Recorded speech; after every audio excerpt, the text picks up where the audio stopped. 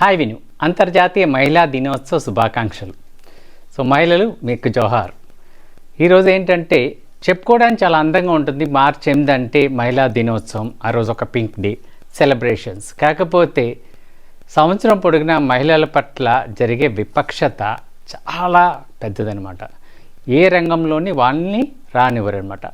వాళ్ళు ఏ రంగంలో ముందుకొచ్చినా వాళ్ళని అణగదొక్కుతూ ఉంటారు.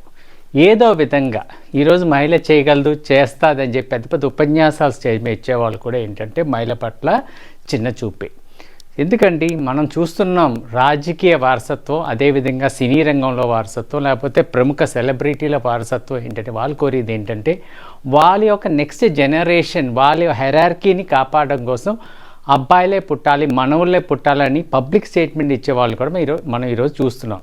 తర్వాత ఏమంటున్నారంటే సర్కాస్టిక్గా చెప్పేసాము అన్నాము, ఏ ఉద్దేశం లేదు అని చెప్పేవాళ్ళు కూడా. కానీ మనసులో భావాలు ఇలాగే ఉంటాయి సెలబ్రిటీస్కి. ఎందుకంటే బికాస్ వాళ్ళ యొక్క పరంపర కంటిన్యూ అవ్వాలంటే. ఇలాగ మాట్లాడే సెలబ్రిటీస్ ఒకసారి ఆలోచించాలి.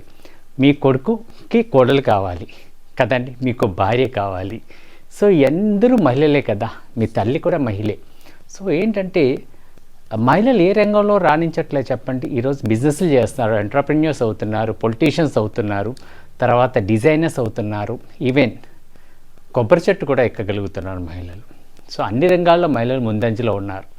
ఇంకొక విషయం మనం ఆలోచించినట్లయితే మహిళలకి పొలిటిక్స్ అని చెప్పినప్పుడు ఇక్కడ చాలా అన్యాయం జరుగుతుంది. ఏంటంటే కొన్ని స్థానాల్లో ఏంటంటే మహిళా రిజర్వేషన్ వల్ల లేడీసే కంటెస్ట్ చేయవలసిన పరిస్థితి. అలాంటి పరిస్థితుల్లో లేడీస్ కంటెస్ట్ చేసేటప్పుడు కూడా ఏంటంటే మహిళలను పక్కన కూర్చోబెట్టి మగవాళ్ళు ప్రతి ఫ్లెక్స్లోని ప్రతి ఫోటోలోని వాళ్ళే ఉంటారు.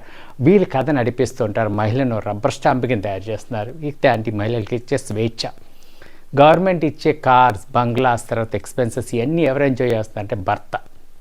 ఇంకొకటి ఏంటంటే భార్య పేరుతో భర్త పేరు ఉండటం మామూలే భారతదేశంలో, అది ఒక కామన్ థింగ్. కానీ పాలిటిక్స్కి వచ్చినప్పుడు భార్య పేరు ఎక్కడా సింగిల్గా కనిపించదు. భర్త పేరు యాడ్ ఆన్ అయిన తర్వాతే ఆ ఒక ఫ్లెక్స్ కానీ ఆ మీటింగ్ కానీ ఏదైనా జరుగుతుంది. మహిళల పట్ల ఈక్వాలిటీ ఉందా లేదా ఒక్కసారి ఈ రెండు విషయాలు మనం ఆలోచిస్తే తెలుస్తుంది. ఏదైనా సరే మహిళా దినోత్సవం శుభాకాంక్షలు మీకు నేను తెలియజేస్తున్నాను. మహిళలు మీరు అన్ని రంగాల్లో ముందున్నారు. You can do it. Thank you.